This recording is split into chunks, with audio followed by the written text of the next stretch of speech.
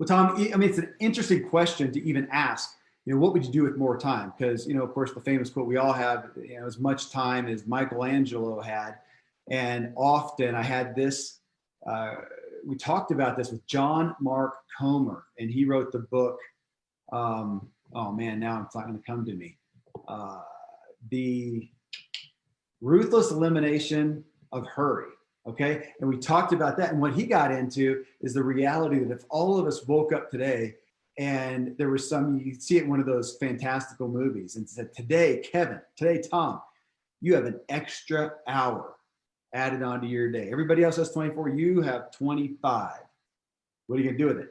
And of course, the truth is, we would all just do the same thing that we always do, and it wouldn't really matter. And so wishing we had more time is one of the most irrelevant things. But if somebody said, you have to, you're forced to, or we'll give you $1 million if you do, spend extra time in one area, what would that be? Or if you spent time in one area and nothing else was affected, everything else got its adequate time you would normally have, where would you give it? And it is an interesting thing to think of, where would I give that extra time if it just magically appeared? Or maybe it's that time travel thing. You're going to spend an hour on it, but when that hour is over, no time will have passed. You'll be right back. So nobody's going to know, nothing gets chipped.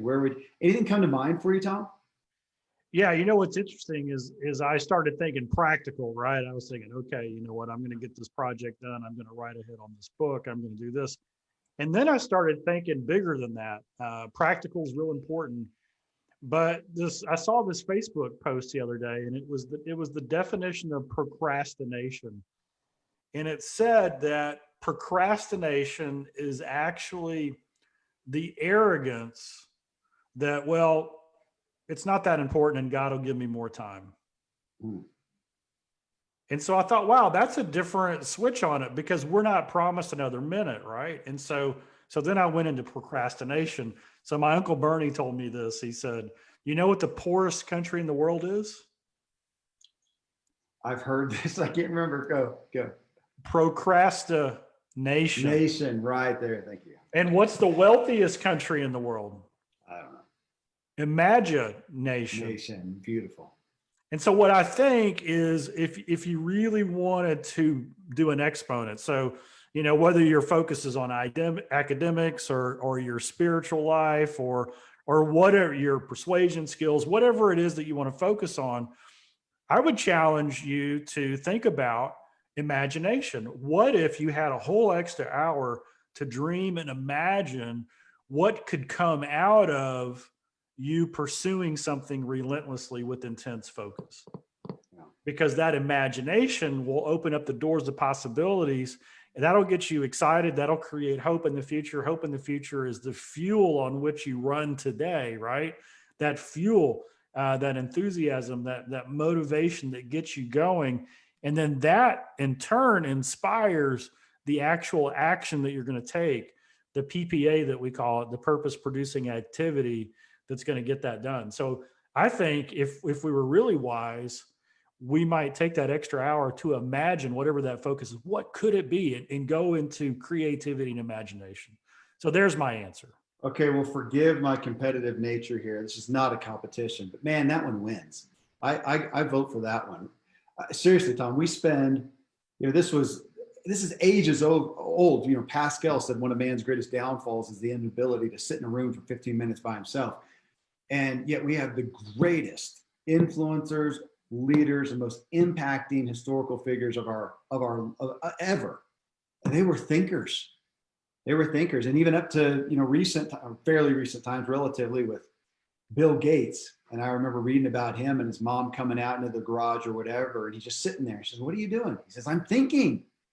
And we don't do that. We don't sit and think. I love to see one of my kids working on something and then look out the window to think and then boom, go back to doing something. And, you and I were just talking about writing books, and with books and ideas, I find myself thinking. I've gotten to, I love it. I love to take that time just to think and let those gears grind through something. And sometimes I'll go out for a ride or a run, just a moderate one, just to focus on something. Sometimes I can get my best ideas right then. I literally had to stop. I was out last week and I stopped. I had my phone in my back pocket and pulled it out on the notes thing and talked into it just to get a couple things. So I forget stuff so quick, but to put those in there, but that time to think.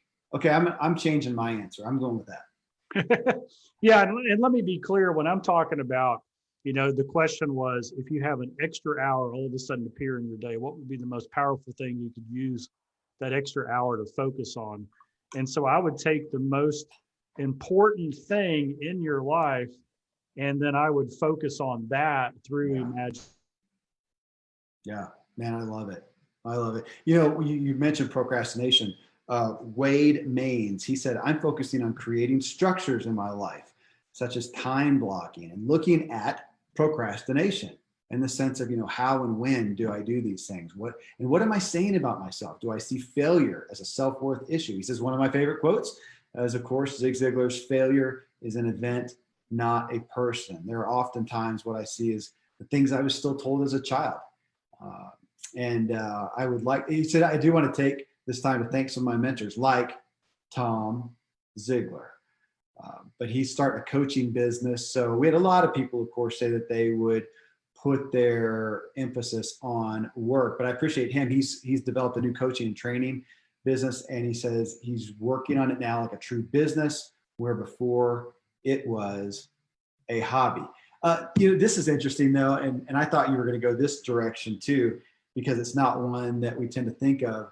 But Kent Burr, he said, where would I, give extra time? He says, I don't know, but it'd be at the beach. And I thought, nobody, he's the only one that referred to, made me think about, what about rest? What about taking that extra time just to rest? Now, you talked about thinking. I love that. But what about taking that time just to rest? Not the relief of kick your shoes off, watch a game, and eat Cheetos, which, there's a place for that. But the aspect of rest, as far as I'm going to take some time to renew myself, as the Bible says, renew yourself daily, but to renew myself, recharge myself, so to fill myself, so I've got more to pour out. And yeah, because again, Tom, I'm like what you started off with. I tend to think, okay, what extra can I do, instead of maybe taking some time to just be. Yeah, I love it. You hear in the business world the idea of doing a time log. How productive are you? What are you really doing? Where are you investing your time? Are you doing putting out fires? Are you moving projects along? Are you creating something brand new, a future thing? And I like to, when I look at my day and I go, wow, was it a good day or was it a bad day? And usually for me to give a day a 10 out of 10, it has to be that combination. It has to be that combination of, these are the priorities, these are the things I were working on, these are the things that I wanted to move to that next level.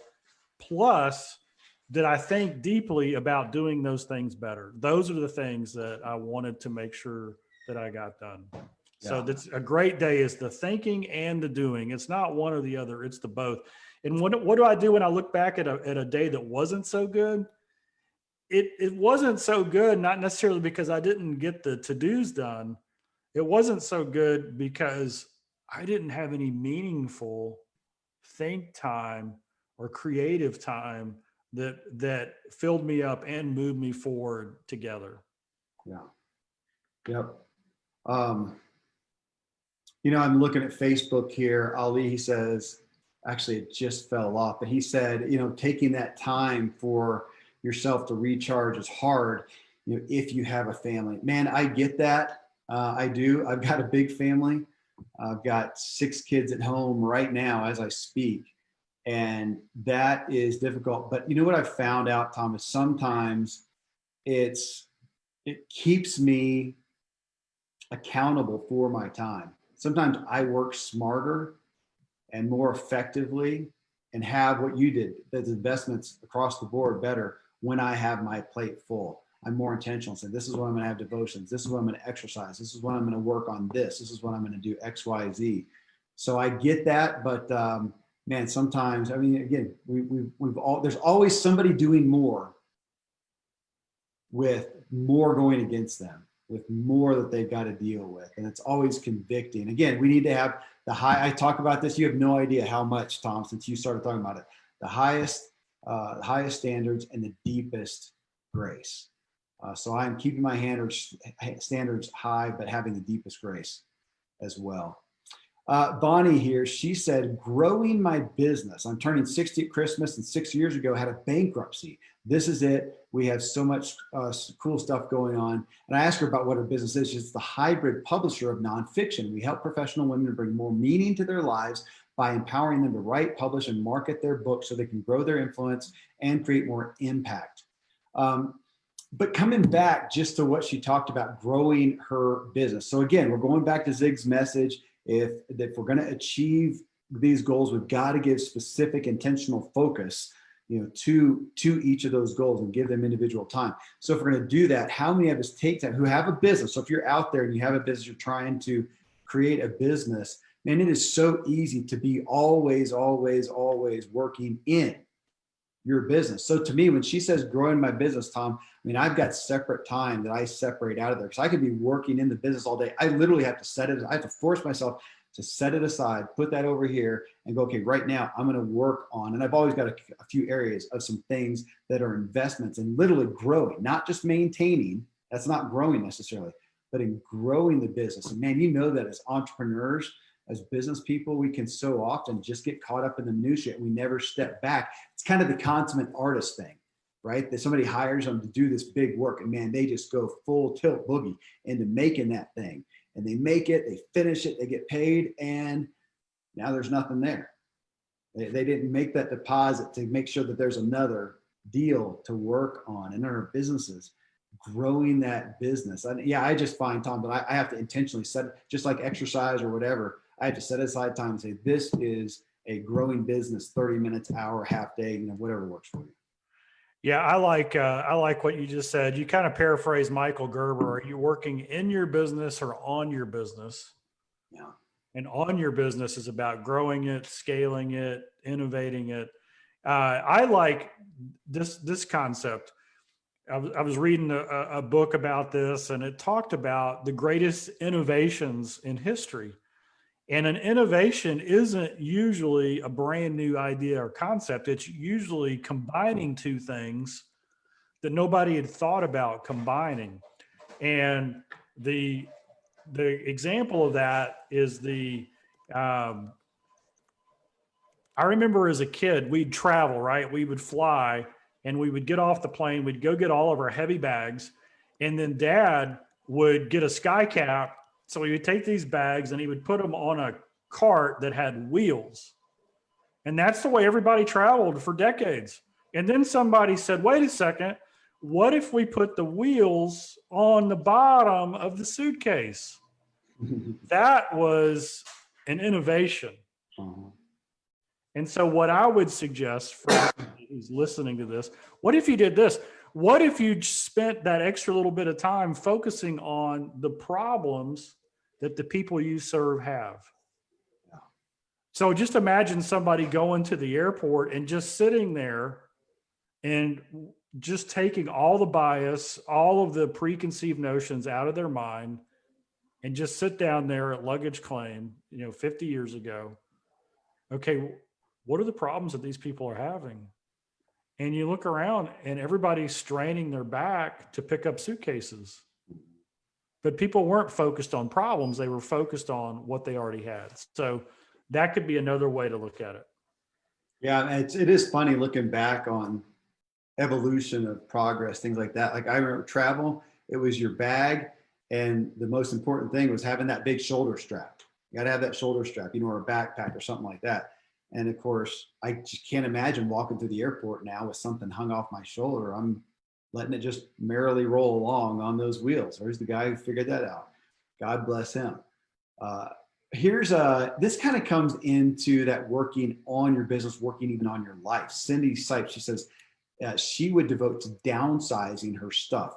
She says, it's often hard for me to part with things that have sentimental value or I think I might need later. I think a lot of that has to do with growing up poor and appreciating when someone gives you something, even if you don't need or want it, which I don't know why. I mean, I went through my youth and I was frugal. I spent more time on what I was doing, not how much money I had. So always pinching pennies and learned to be frugal.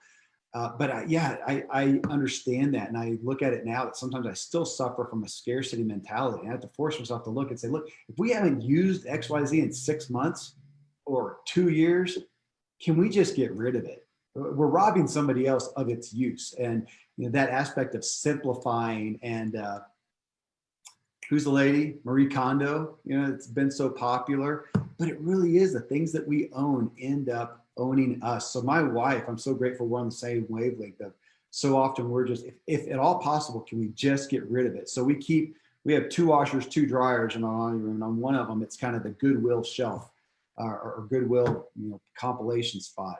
And it's almost a weekly thing, getting rid of stuff at Goodwill just to get it out of the house. Love it. I like that comment. It's reminding me of essentialism. Yeah. Yes. And it's that concept of it's simplifying, but it's actually doing more of what matters and less of things that don't matter. Yeah. And I love that approach.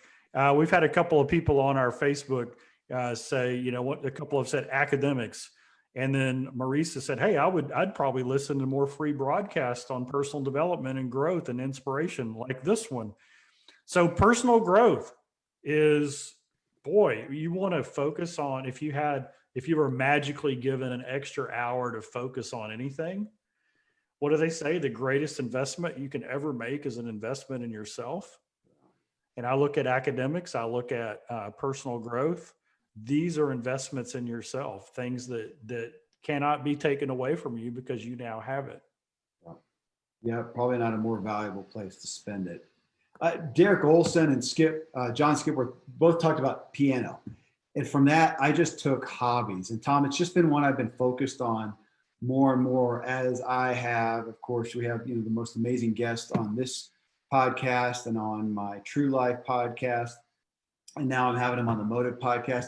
The majority, not all, but the vast majority, I'm gonna say 90, if not 95% of the people, the authors, speakers, experts that we are listening to, that we are following, that are influencing our culture, have fairly vibrant hobbies, things that they invest in. Now, there are some, where, man, their work is just, it encompasses so much that is their primary focal point.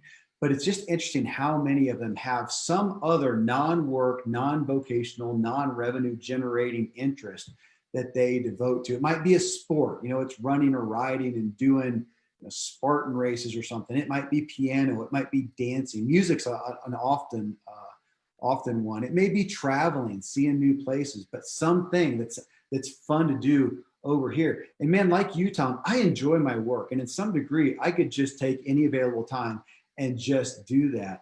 But I am so fed personally by my hobbies. And even though it's exercise, my riding and running is an outlet that I do outside of exercise for what it does for me. It is a hobby.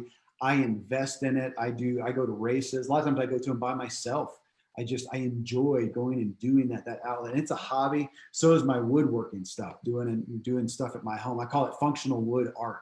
It's just a different part of the brain. It's a different part of my creativity. It's still building, no different than I do in business and with writing. But so I've given those value. I've upped the value of that and not looked at that as, oh, that's a luxury. Say, no, man, that makes me a better me. That makes me more of who I am. And that comes out in my writing. I just recently, man, I don't know if it's published yet, but now one of my favorite authors, Charles Martin, and the guy he loves bow hunting. Just adores it. Takes his sons out. They're getting ready to right now. It's like a week or 10 days going by. He just loves doing it. It's not part of his work per se, but it makes him more of who he is. And I'm a little enamored by that right now. Yeah. We just had a comment from Steve Patterson, and he said this. He said, hey, I like to focus on things that I'm already good at. And I kind of like this because it's something that we teach. It's a principle, and that is that, there's all these different things in life that we could do. Some of them we're naturally gifted and talented, and it kind of comes easy. Some of them we're okay. We can learn it. We can improve it. And some things we just don't have a skill set in that. And it's far better, like Steve points out, hey, if you're going to focus on something that you're already pretty good in, that comes a little bit natural, so that you can become great at it. And then surround yourself with people who are good or great at the things that you're not so good or great in. So that's a multiplier. And Kevin, what you just said about riding your bike, doing races, going out in the wood shop, working on stuff, what you're really doing, and we talk about this in the book, Choose to Win, is you are doing things personally that give you fuel and energy. And so you actually, even though you're burning a ton of calories, even though you're physically exhausted when you're done, your greatest asset of all, and it's the greatest asset of everybody listening to this podcast, it's our imagination, it's our creativity, it's our thinking, it's the brain, it's that gray matter between our ears. And so when we do something physically that relieves the stress, that opens up the possibilities, that gives us energy, then that goes and doubles back. And so anybody who says, hey, if I had extra time, I would do something that would bring me energy, that is a great answer as well. That is, and that's a neat thing. I hadn't thought about that aspect of a hobby, that for a lot of people, it's something that they may be masterful in. They love it, man. They can. I've got a friend and fishing, and he is an expert fly fisherman, and he goes out, and no matter what stresses may be happening at work, in his marriage, as a parent, financially, whatever, he goes out there and he is in the zone, and it fills him up to come back and better deal with those things. Conversely though, it made me think too of Neil Pasricha, and we had him on the show, episode 727, but he's got multiple books. And one of his weekly things is to do something crazy he's never done before. That's his. I think about that and think, I don't know if that's my gig, but man, he loves it because it just, opens him up to new things. He's a very creative guy, very outgoing guy, and he loves that. So if you're hearing this and that does it for you, man, again, that's the point. What fuels you, You talked about essentialism, and I wanted to point out Greg McKeown. He wrote the book Essentialism, and it's one of those books that I have found so many influencers read. If I look at some of the top people, on our show and stuff, they'll all cite that book. So it's really influential book of influencers. And we had him on the show, episode 442. If you want to hear that powerful message on, as you said, essentialism. John here said health and fitness. He would deal with his health issues. And I was sitting on the porch or out on the deck here at the office with our doctor, Dr. Randy James, today, talking about that and talking about a patient. That's a guy I know as well. And the guy is a high-end financial advisor, very wealthy, very successful. And the biggest struggle he has in his life is his health right now. And yet as time goes on, he's still not making it a priority. It's hurting his ability. He just talked about a $50,000 deal, but all he had to do was a few things, and he just didn't have the energy to do them, and lost that. And we're talking, and of course, I can look at that and think, oh my gosh, I'm just appalled. How can he not make this a book? And yet, how often is this all of us, that we have these acute areas of our lives that are hampering us? Let's go to that aspect, that are hampering, handicapping us, which could be, in his sense, health. For a lot of people, finances. For a lot of people, it's relational strife. And yet we just don't. It's uncomfortable. I don't want to go there. And we let it go on, and it starts degrading the rest of our lives, which ultimately we're talking about. This is the definition of insanity: doing the same thing over and over and hoping for different results, or even just hoping to just endure it and let it pass. I am as guilty of this. Sometimes I'm often appalled at myself for this very thing. But John's saying if I had time, that's where I would put it. We so often will offset those things that would fill us. But again, it feels like a selfish thing to do. We just need to stay over here, keep doing a thing, keep pouring out. And of course, the reality is we're pouring out at a trickle at this point because we're so wrecked personally. And it's math that we just don't do very well as humans, especially sometimes as aspiring humans, I think, Tom. Yeah, the example you just gave of the health, I'm going to use a tongue in cheek to all of our listeners, and I'm willing to do this with anybody who wants to come to me, and we can do this arrangement. have a pretty unique way of making sure that a health and diet goal is met. Kevin's smiling because he knows where I'm Yeah. going. Yeah. It's Uh, good. It's good. it's good. And the reality is that people's fear of loss is so much greater than the hope for gain. Yeah. And people get discouraged, and they've tried to get in shape, and they've tried to do this, but their belief system, this is what we know, is you cannot fix a wrong belief or a poor self-image with willpower and hard work. It just doesn't work. You've got to replace a wrong belief with the right belief. You've got to replace a poor self-image with a strong self-image. You can't shore it up. You can't outwork it. You can't outthink it. It's got to be a new belief. It's got to be a new story that you tell yourself. And I point this out because people will come to me and they'll say, hey, I have this goal, and I know that if I achieve this goal, this, and this is going to happen. And I'll say, well, that's fantastic. Can you put a monetary value on it? Well, let's just use the example of the person you were talking about. If they'd gotten that deal, it'd have been an extra 50,000. And yet they didn't do the work. Okay. If we flipped it a little bit and I said to him, look, you need to lose 50 pounds, 6 months or a year, you pick it up. I'll give you a year. I want you to write me a check for $50,000 today. I'm going to go put it in escrow. And if you lose the weight at the end of the year, I'll give you all 50 back. And if you don't, I'll take you to dinner and I'll keep the rest. Does that sound like a deal? Mm-hmm. Well, what do you mean? Well, would you lose the weight? Absolutely, I would lose the weight.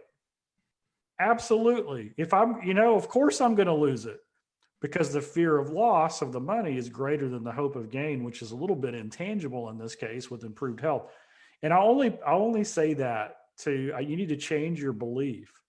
You need to change the way you see yourself and what you truly believe in, because what is the value of your purpose in life? It's priceless. It's priceless. And so when we start attaching what we believe in to our purpose, who we are and whose we are, why we were created, what are we on this earth to do, our value is not the dollar per hour that we get or the amount of money it's priceless.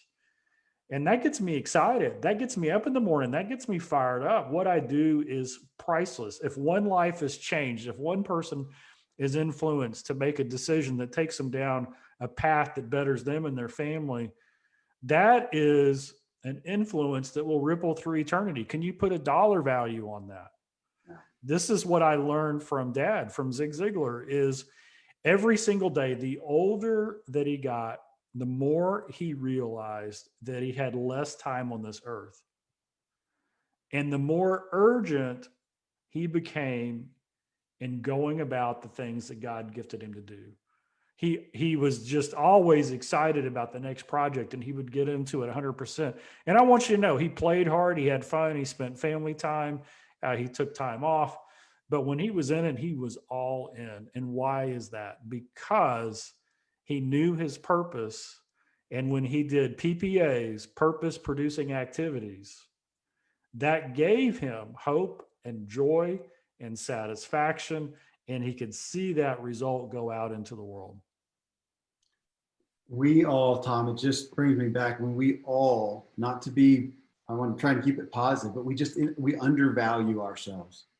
We undervalue our abilities. We undervalue our contributions. And it's a shame. Hey, that's why we're here, inspiring each other. Soma Hathaway, she says she would invest in her artwork. And she is. She's trying to double her focus really there. She said, I just started a personal challenge to paint every day for 6 weeks. And I asked her what the catalyst was. And she says it was and is intense pain, suffering from necessary change, grieving over loss, etc. Painting is my healing balm, a reconnection to my purpose and passions. And we're kind of back to that, investing in themselves. And I honestly didn't see that. And, granted, before these shows, I'll browse through a little bit. My team compiles them, but I didn't see that thread. That probably is the primary thread here, is investing in themselves. I'm looking right now on Mary Ann. She says her health, mental balance, and weight loss. Evan Herman says, waking up at 4 a.m. so I can start the day early and get a great start. It's been a big challenge. Some weeks I do great, and in a few months, not so great. I mean, those are areas we've got, so hobbies, we've got personal health, we've got, I'd say that's part of health or productivity, is waking up earlier as things to do to invest in ourselves, which by proxy says that the things that we tend to not give time to is investing in ourselves. I still like that aspect of filling myself up. Here's my, here's my water jug, and if I at some point it runs out and I'm just trickling out trying to get a drop. And how often do we do that to ourselves instead of saying, you know what, hold on, give me a minute, I'm going to go fill my cup up instead of sitting here. If I don't do that, I'll sit here so dry mouth I can't talk. So I got to keep my cup full. We're both taking our drinks here. There we go. But filling ourselves up. Evan, I want to hit on the getting up early thing, Tom. Evan, talks about trying to get up at 4 a.m. And we've had people on the show recently. I had a doctor, and he gets up at 3, so he can write before he goes in and doctors all day. And some at 4, 5 a.m. Of course, we had Robin Sharma, the 5 a.m. club, and Hal Elrod, the Miracle Morning. I think his timeline was about 5 or so. I do just want to point out a lot of that is we're talking about a cultural timetable we all live in. And so if I was to look out at the masses, I would say, yeah, most people, if you're going to have the time to really jumpstart your day and direct your day, it's that morning time. We talk of it, comes up so often with almost every guest, how powerful that morning time is.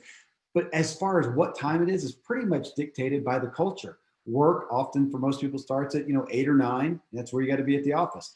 School starts whenever it starts, for your kids. And so that does dictate the time. And I remember when I was getting up at 5 or 5:15. Well, then my life changed. And right now I don't have kids going as early, and I've restructured my life. And now I'm not getting up as early. I'll sleep a little bit later. My point being, the magic is not the hour. You got to figure out what is your time schedule? When do you need to get up to give you that extra 30 minutes, the extra hour, 2 hours? What do you need? What's going to be best for you? And of course, then that's going to go on and say, what time do you need to go to sleep? Because if I'm going to bed, if I'm waking up at 4, what do I have to get up at? I have to go to bed. I'm an 8-hour sleeper. I just am. If I'm going to be well, when I don't set my alarm, I'm pretty much 8 hours, sometimes 7.5, sometimes 8.5. I average, literally, I've got my sleep tracker. I average over 8 hours. I'm physically active during the day, so I've got recovery time there. But I got to backtrack then and say, what time am I going to bed? Of course, you talk about your dad, who is famous for doing what at 9:30 every night. Tom, that was for you. It was you kids. I'm out. I'm heading to bed. Yep, that's me. Dad used to say, I don't know what y'all are doing, but I'm going to sleep. Yeah. Yep. Yeah. I get up at 4:35, 5:15, and I need 7.5 minimum. And Kevin, you're my hero, because not only do you get 8 hours, but you track the 8 hours that you get. I actually do. I've got a sleep tracker, and you can do them with, like a Fitbit type thing. The Oura Ring is probably best at sleep tracking, but I love it because it shows me not only how long I slept, but how well I slept. So if I slept 8 hours, but I got 30 minutes of deep sleep, that is not a good night's sleep. If I slept 6 hours, but I got 2.5, 3 hours of deep sleep, I'm better off. Now, I'm generally, you need both. I'm looking for 8 hours with a good amount. So it shows me that my literal amount of deep sleep, how much time I was awake. If you get up in the middle of the night, which hopefully you don't, but it happens, go to the bathroom or whatever. So yeah, I've gotten to be so, just so focused on that. I hate feeling tired. I hate not having that mental clarity and capacity and creativity. One of the things that's amazing to me is people who have what we call bad habits. They don't get enough sleep. They're not fueling their life. They're not getting energy. Their diet isn't so good. They're not getting movement. You get stuck into thinking that's normal. Yeah. Right. You get stuck into thinking that at 3 o'clock in the afternoon, you got to get a dose of sugar and some coffee and all of that stuff. And I think, just going back to the theme of, hey, if we were given an extra hour just magically in the day to do something that we could double our focus on, I think a little bit of self-reflection on what is it that is holding me back. Yeah. Like when I look at my own life, my own performance, my own productivity, my own goals, my own relationships, my own health, my own quality of my spiritual life, whatever it is that I'm really thinking about, what is it that's holding me back? What belief, what practice, what bad habit is holding me back? I think that would be a valuable way to spend an hour, is to identify that. I was listening to a good friend and mentor, Rabbi Daniel Lappin, a couple of weeks ago, and he pointed out in the Old Testament, it says this. It says, stop sinning and then do good. You'll never see something that says go and do good in the Old Testament. It's always stop sinning, stop harming yourself, stop doing things that take you down or take others down. Stop that and then do good. And I think in our gosh, in our advertising, marketing driven world, very rarely do you get the message of stop doing stuff that's taking you down and then start doing this. It's always add. You can do it all. You know, you can raise 10 kids and have 2 careers and travel the world and be a triathlete and, you know, have a podcast. And, oh, wait, did I just explain you? No, I'm just. I resemble that remark.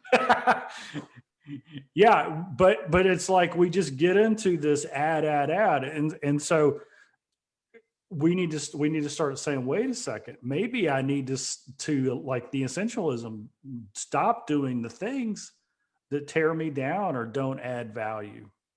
I agree. And it reminds me of how many of the good things that we do and fill our lives with, and it gets so full that we never get the chance to do the great things. That's what I'm focused on. There's just so many good things. I mean, I try to phrase that positively. I get tired of the busy thing. People think, oh, I've got a big family and business. Oh, Kevin, you're so busy. Everybody's busy. It doesn't matter if you're single with no kids. Everybody is busy. So it doesn't really matter. It's all relative. I know people who have 12 kids and more businesses and whatnot. But I find myself saying, I got a lot of good things, but I'm going to have to give something up to do the great thing. And I am continually interested to watch myself, Tom. I think I'm always a little bit better, but how there will be that one important thing, back to what the one lady said about growing her business, that one thing, that one investment that will reap such dividends, creating that course, writing that book, writing that chapter, writing that blog, doing that podcast, reaching out and making that connection.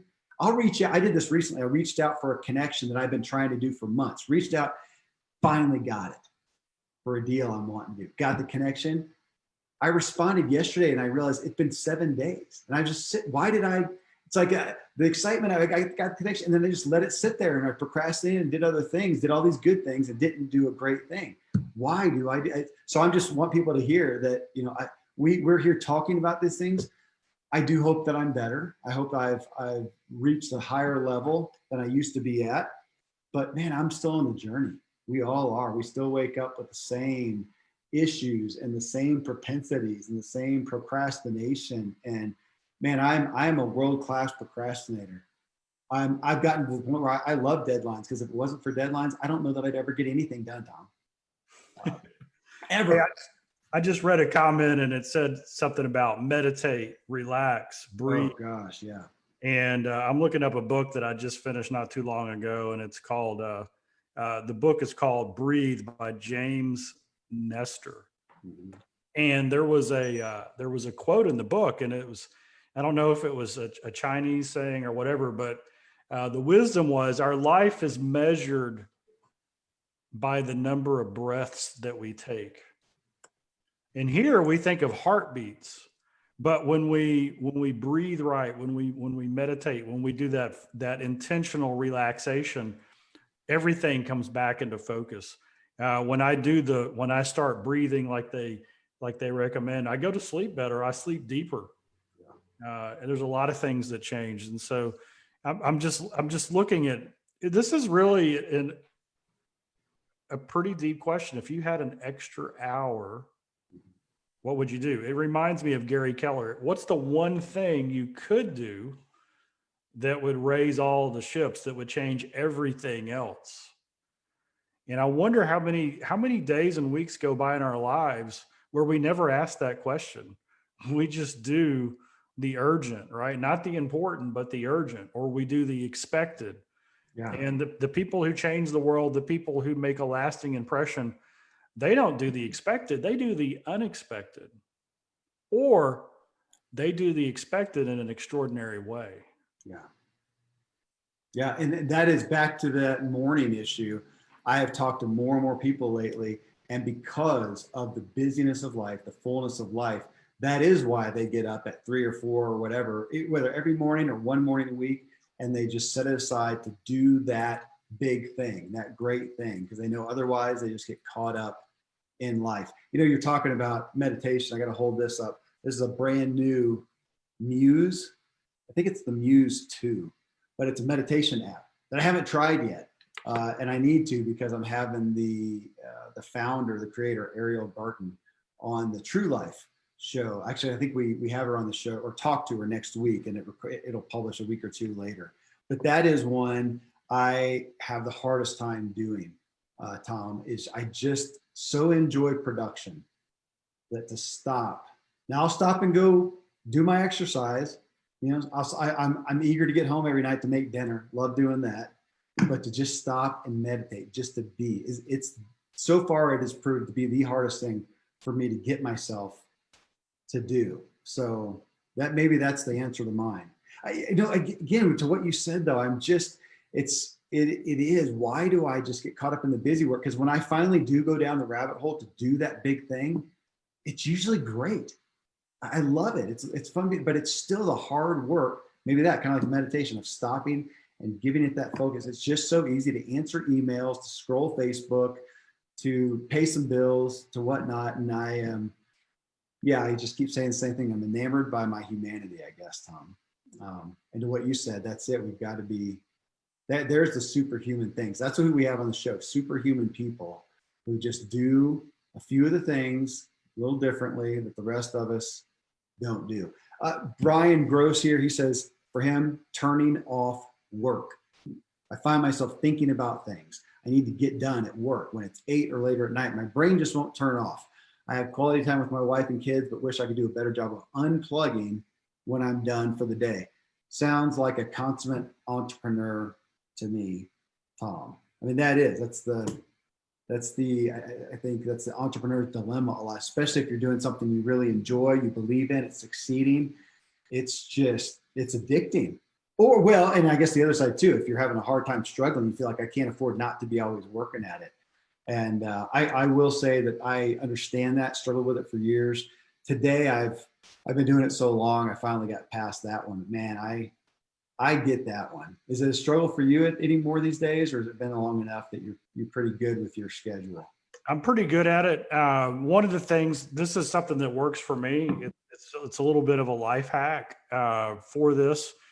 When you have the things rocking in your brain as you're trying to go to sleep and it just won't turn off, instead of fighting it, I like to channel it. And so what I will do is my brain is like saying, hey, don't forget this. Oh, don't forget this. What about that? Do that, do this. Is I will take all those ideas, all those things that are popping out, and I will start writing them down, and then I'll categorize them. I'll put them, in that place. And then when it pops up, I go, oh, that's already taken care of. It's on the sheet. I'm not going to forget it.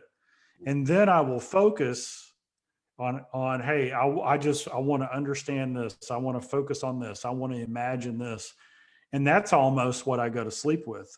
And instead of trying to entertain every thought that comes to my mind, I put them in their place and then give attention to the one I want. But then I say to myself, you know what?